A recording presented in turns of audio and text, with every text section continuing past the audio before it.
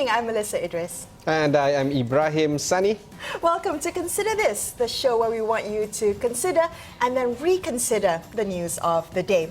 Now let's begin with the hunt for Joe Low. Thanks to a Cypriot newspaper, we now know that Joe Low has secured Cyprus citizenship in September of 2015. And this was after he had apparently fulfilled the criteria under the Cyprus investment plan to make a cash deposit in a Cypriot bank of 5 million euros. That's 23 million ringgit. He also purchased a permanent home worth at least €500,000. What do you think about this? I think it's every right for any country to dispense upon their passports to anybody who's ready to pay. But surely, okay, I mean, I hear you. They have to pay for the price, though. I mean, I'm talking about the countries themselves, not the individuals who pay literally the payment. The countries now have to pay for the price for giving passports to fugitives. What is the price that Cyprus has to pay? Right now, Cyprus has to pay the price of being the pariah state of the EU. Because we know that Joe Low is on the red notice of the Interpol. We know that Joe Low is a fugitive. And we now know that Joe Low is holding a Cyprus passport ready to be given away upon payment. Okay. And in this case, 5 million euros. Well, to be fair, the Cypriot government did say that they're now looking at whether Joe Low's passport should be revoked, but this citizenship by investment, I'm really wondering how this happened. Surely, as you mentioned, he's on the, kind of the Interpol list. Surely his citizenship application and his, background checks would have raised some red flags. And if it did raise red flags, then what happened? How come he was still issued citizenship? So, best case scenario for Cyprus, this was negligence. Worst case scenario, there must have been some form of collusion or corruption. Yeah, of course. But this has been going on for some time now, Melissa. We know that some countries like Antigua and Barbuda, St. Nevitt's and Kitts, Montenegro, Portugal, Spain, many of these countries have a price tag, outright price tag, on you being able to buy passports from these countries. And these are accorded to, say, Pacific countries or Pacific nation countries or those countries that we now know that is, safe haven for financial, scandals. We know many of these countries originate from the Panama Papers scandal. But as you mentioned, a lot of countries have this type of citizenship by investment. Maybe not full citizenship, but some kind of permanent residency, some form of, allowance when it comes to being allowed to be within their borders. And people have, outs for many different reasons. It could be anything from security to educational opportunities, retirement plans, tax purposes, for sure. Yeah, but think about this. The final conclusion is, where is Joe Low? Since he can't be in Cyprus, we now know he looks somewhat like a bear. Apparently, allegedly, he looks like a bear. Panda bear, polar bear, we don't know. This is according to the IGP, not me. Okay, so the IGP said this. Inspector General Police Abdul Hamid Badr said that Malaysia is facing some hurdles when it comes to securing Joe Low's presence because apparently of uncooperative foreign authorities. So among the excuses we've now heard is apparently Joe Low underwent some kind of plastic surgery to look like a bear. He now walks, apparently. He resembles a wild ox. So is it a beruang? Is it a seladang? We don't know. We don't know. Yeah, and of course, in the meantime, the ongoing, criminal proceedings are still taking place. Very recently, of course, Datuk Seri Najib Tun Razak has been called sick for his eye, but well enough to attend the Tanjung Piai roundabouts or walkabouts. We'll have to keep a close eye on how that trial develops, of course. Now, moving on to other news of the day, which seems to have some kind of a transportation theme, if you will. So bike-hailing companies will now be allowed to begin operations in Malaysia. Now they're under a pilot project this coming January. According to Transport Minister Anthony Loke, companies like Gojek and Dago Ride will now be allowed to offer rides under a 6-month proof of concept project. This is to assess the system while waiting for laws to be passed to regulate the bike-hailing industry. Now, when we had Soka here on this station a few months back, we were talking about what's the reality of bike-hailing car companies or bike-hailing companies taking place here. The CEO of Soka at that time, Leon, was talking about the security of two-wheeled vehicles, be it motorcycles or bicycles, because unlike four four-wheeled vehicles, you can actually take two-wheeled vehicles up a building or down a building, down to the basement. So from the business side of things, it's always problematic for them to roll out these kind of businesses. You mean someone might steal it? Someone might steal it, right? Quite literally. And of course, when Dago launched this a few years ago, Dago also ran in trouble with the authorities then, and the government then practically clamped down Dago, but now I guess the appetite is of course a little bit different with this government. So the situation is quite serious whether or not the government is able and willing to do this and authorize companies from executing this particular project. Well, this should be interesting because within this kind of proof of concept project, we'll be able to see whether there is demand for this and whether the security concerns are valid, because apparently, according to the Malaysian Institute of Road Safety Research, or MIROS, they carried out a survey to kind of gauge road consumers' perceptions on the viability of the motorcycle e-hailing services. I hope everyone participated so that we had our say in whether we feel like this is a security concern.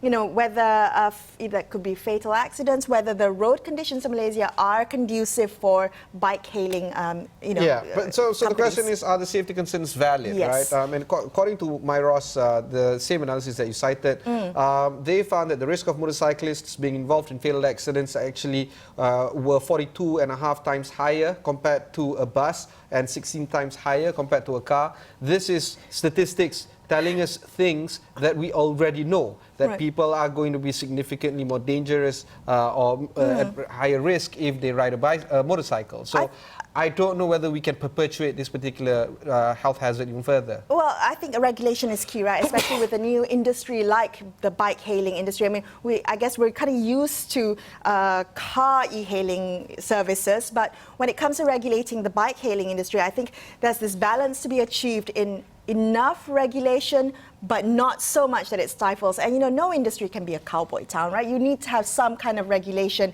to make sure that the public's interest is safeguarded. I think it will be particularly interesting, Ibrahim, to see whether there is demand for this, because as I mentioned earlier, we're so used to the culture. I think there will be a demand. I think the car hailing, though. Car hailing there will be a demand. Bike hailing there will be a demand. There will always be a demand. You reckon? Yes, and I'm pretty sure that the moment this goes live and the proof of concept has proven its concept, and I think it will be proven in its concept because the parameters are quite tight. Klang Valley, 18 years old, the vehicle has to be well identified, all that. The passenger has to be above 18 as well. Passenger has to be above 18. Once all that is in place, we know for a fact that there's going to be a demand because there's already a lot of motorcycles out there. Where do you think the demand is going to come from? I have to say, I mean, there are a lot of things that you have to think about changing consumer behavior, right? On a two-wheeler, it's more difficult with bags, it's more difficult with women, for instance, with dressing, with helmet hair, all these, with weather. It's all these conditions that you have to take into consideration. I think the demand will come from single male travelers, and the single male travelers that we're speaking of can range between B40, M40, and believe me or not, it's going to be from T20 as well. I've seen, and this is a fact, I've seen Datuk Sri Nazir Tun Razak, formerly CEO of CIMB, took a motorcycle ride because he was running late for a meeting. I've seen that happen. Actually, given Malaysian traffic, Klang Valley traffic to be specific, that might be a kind of a faster way to zip through the congestion. All right, speaking about Malaysians' road use habits, a new survey by the Centre for Governance and Political Studies, or better known as CENT-GPS, has found that over 87% of Malaysians residing in the Klang Valley drive alone to work. Do you drive alone to work, Melisa? I drive alone to work, but I carpool with Sharad on the way home. So I drop him off at the LRT station. So you get half a mark for this particular thing. No, I don't carpool to work. I drive alone to work, and I have my reasons. For whatever reasons there may be, I don't think it's worth. What reasons are there? I mean, like convenience. It's actually quite cheap compared to say traveling on an MRT and the parking and all that. Our producer in the studio right now is talking about how he has to pay up to 12 ringgit, both in terms of parking as well as the ticket ride itself. That's 12 ringgit per day times 5 days times 4 weeks. Wow. Versus, a car. Okay. All right. So apparently this finding of the survey makes Malaysia the worst in the world in terms of single driver commuter stats. Why is it that we are so opposed in the Klang Valley, so opposed to carpooling? Apparently it has to do with the fact that sometimes we want to, according to CENT-GPS, we want to avoid the chit chat of the car in the car with our the carpool people, or you just want kind of quiet time? What do you think? There's also another reason that was presented by Cent GPS, which is, of course, the incentive for them to switch from another mode of transportation is actually quite low, considering that fuel price is relatively cheap in this country versus other countries. Toll prices are actually quite low in this country compared to other countries. Because of these incentives, there isn't much push to actually switch to another mode of transportation. Okay, so if it seems that the biggest correlation found with a high number of single drivers is the cost of fuel and toll, then how do we, I guess, inculcate a culture of carpooling? How do we, I guess, make it so that this is the norm? So cost is always the biggest motivator. The biggest benefit of carpooling would be sharing the cost, splitting the cost, right? No. Yes, sharing the cost, but the cost I'm talking about is make it too expensive for single riders to go into the town. How, like a congestion levy? Congestion charge is crazy, right? We know that London, for instance, and New York has crazy congestion charges. Sydney, in the CBD area, has terrible congestion charges, particularly if you have, a single rider. In Jakarta, they applied that particular congestion charge, but we now know that that there is a rig to that system, and we can talk more about that very shortly. Yeah, all right. We're going to come back and continue our look on the transportation industry with a look at some of the challenges of being a driver here in Malaysia, especially on the highways. Stay tuned to consider this.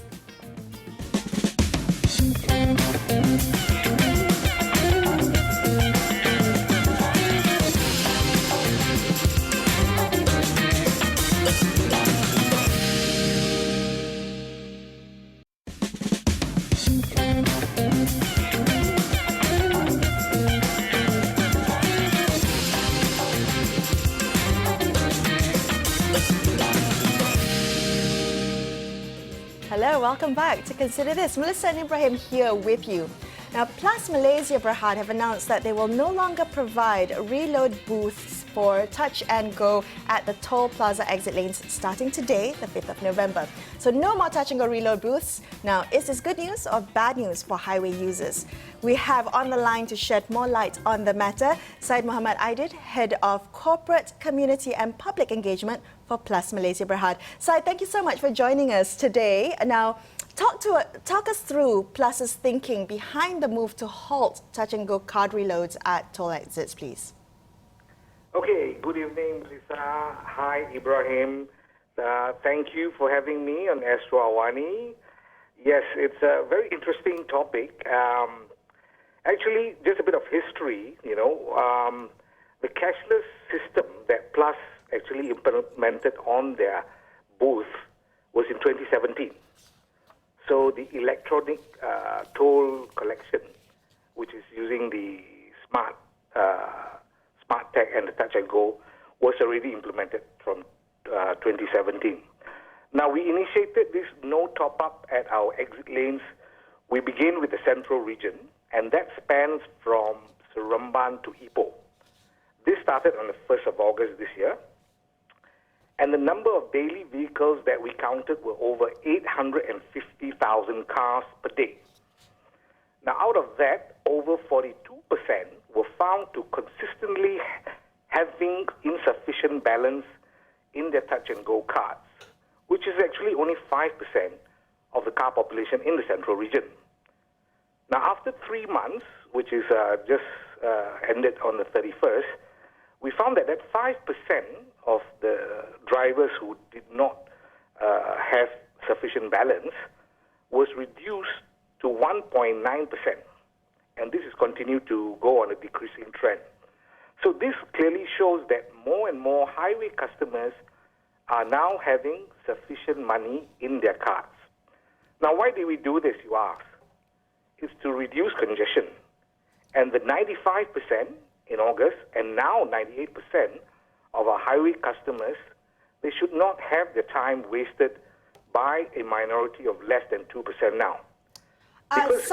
Syed, can I interrupt you very quickly? When you talk about reducing congestion and then time savings, can you help us quantify how much time you expect toll users to save following this move? Correct. Now, each person who stops at the lane to top back the insufficient balance takes roughly around a minute to 3 minutes to do so, while others have to wait. Now, can you imagine? Initially, it's 95% of highway customers who have their cards loaded, right? And now it's gone back and increased to 98%. So this 2% people who actually have to go down and reload, it takes that amount of time. So imagine if you're at that lane and you're fully loaded, right? And there are 10 cars in front of you who have not loaded and are getting down. So multiply that 10 car by 3 minutes. That's how much time wasted, okay? Okay. And now, actually, we've implemented this in the central region for the past 3 months. And actually, today, it's a rollout for the northern and southern region, right? So, based on record, approximately 8% from the 253,000 of the daily traffic average in the northern region and 9% of 189,000 daily traffic average in the southern region had contributed to the unnecessary delay due to the customers experiencing insufficient balance and requiring... Yeah, Syed, look, let's face it. Those statistics are important to you and for you, but essentially it's not just about PLUS, it's about the consumers as well. And your consumers are now having a hashtag that's trending, Mansoh Touch and Go, or just get Touch and Go to be removed. Somehow or other, PLUS is affected in this kind of argumentation. At what point do you differentiate yourself between Touch and Go and yourself as PLUS, because the consumers can't seem to make any difference? Okay, PLUS, as you know, is the highway operator. Touch and Go is the payment facilitator, right? I think where the consumers come in, as I've shared with you in terms of the record, I think 98% of the users are doing fine, right? What is very important, why people feel this is one of the things that you need to remember. You need to always check the balance beforehand, right? And the other thing that they can check the balance is to add the cards into the Touch and Go e-wallet, and the balance come out automatically.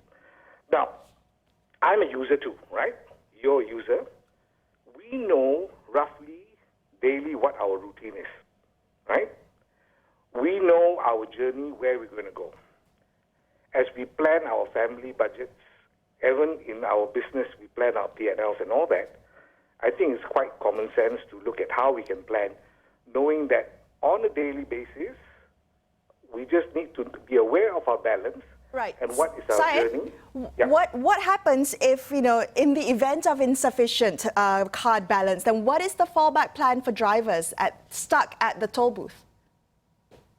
Okay, I think what we do have is there are a lot of communication that has gone up now, okay?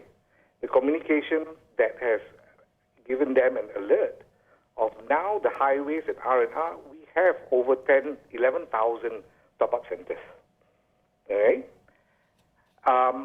We know that most of these people, after experiencing that they know the closest place to reload, we've got card balance check at Touch and Go e-wallets.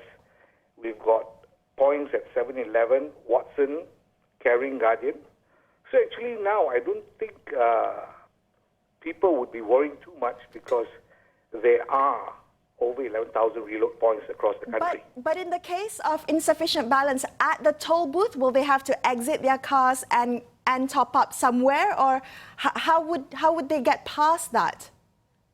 I think if that point comes, right, there is a small reprieve for that, because you see, when we started the ETC, it was actually to help the people migrate from the ETC, cashless, right, because everybody was paying cash then.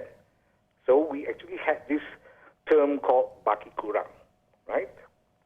Knowing that this is a habitual thing, how we help them was to put up with that baki kurang so that they can move on to the next journey, okay?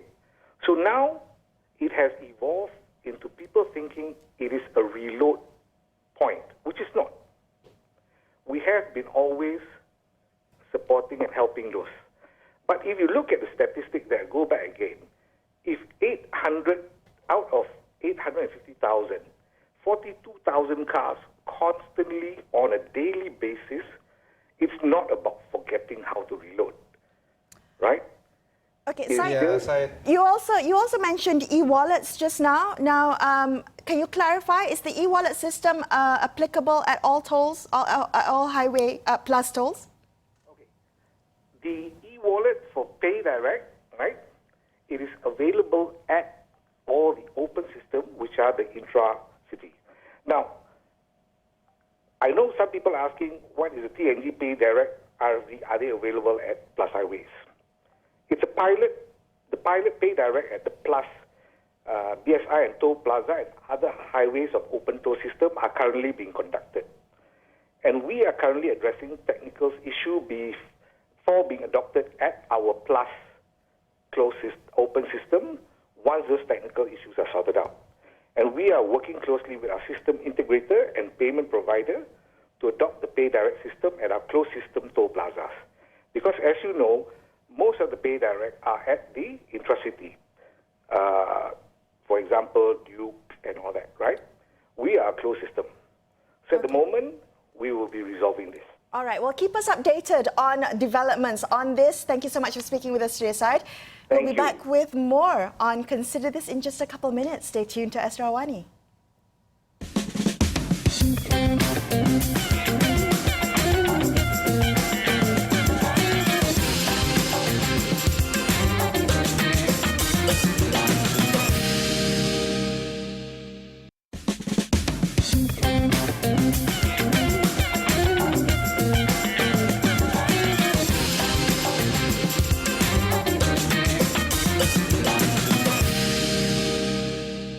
Welcome back to Consider This. Melisa and Ibrahim here with you tonight. And here's what we want you to consider. Now, would a 4-day work week help or hurt your productivity? Yes, it will help. Apparently, Microsoft Japan had said that sales had been boosted by nearly 40% during an experiment in which staff worked a 4-day work week. And this was on full pay. So offices were closed every Friday in August this year. And meetings, Ibrahim, meetings were capped at 30 minutes maximum. As it should be, right? I mean, but this story is always a remarkable one when we talk about, 4-day work week, shorter work day, whatever, right? It always fascinates me because it depends on the kind of conversation that you have in that particular country. In this sense, you got to look at Japan. Japan, the whole world knows, are a workaholic nation, and yet here you are bringing a 4-day work week, and yet they are more productive. So I guess not just can policies like this be introduced in the hardest working country possible, it can also boost productivity. Let's do a 4-day work week from now on around the world. So it's a cultural thing, right? With I guess the company Microsoft Japan that implemented this experiment, they found that electricity consumption was reduced by 23%. Paper printing was reduced 60% compared to the previous year. Staff well-being was also better, reduction in sick leave and claims. Now to us, Ibrahim, would you like a 4-day work week? Of course, who wouldn't, right? I wouldn't. I don't want a 4-day work week. You don't want a 4-day work week? I don't want a 4-day work week. Why? What I want is workplace mobility. I want the ability to work at certain times where I don't have to get caught in the congestion, perhaps at tolls and otherwise. And I will be able to control where I work and the hours I work. So, yeah. Okay, I guess I got to agree with you there. But the question is, if you check your emails at home, does that count as work as well? Yes, it does. It does, doesn't it? Right? Because and the question is, who doesn't check their emails, work emails, when they go home? Because I always do. And don't get me wrong, I check my personal stuff, especially my Surau WhatsApp group and all that while I'm at work. Okay. There is no clear distinguishing thing when you're at work or at home. You work a 7-day work week, but also you play. You also have a 7-day weekend. Yes, is that right? That's absolutely right. So think about the kind of conversations that you can have following this. Remember to share with us the ideas that you have, whether or not you agree with a 4-day work week or 5-day work week but shorter, or 6-day work week like our parents used to have, half-day Saturday, that kind of stuff. Or the ability to work from anywhere. Access, having technology at your fingertips means that you don't have... So work is something you do. I'm complimenting you. Not a place that you go. You sound like a millennial when you want to work according to your own time. Of course. Work flexibility is all I want. Work-life balance, right? That's all the time we have for you millennials have, on the show today. I'm Melisa Idris, and with me the old curmudgeon Ibrahim Sani. We'll be back tomorrow for another edition of Consider This at 10 p.m. only on Astro AWANI. Thank you for watching.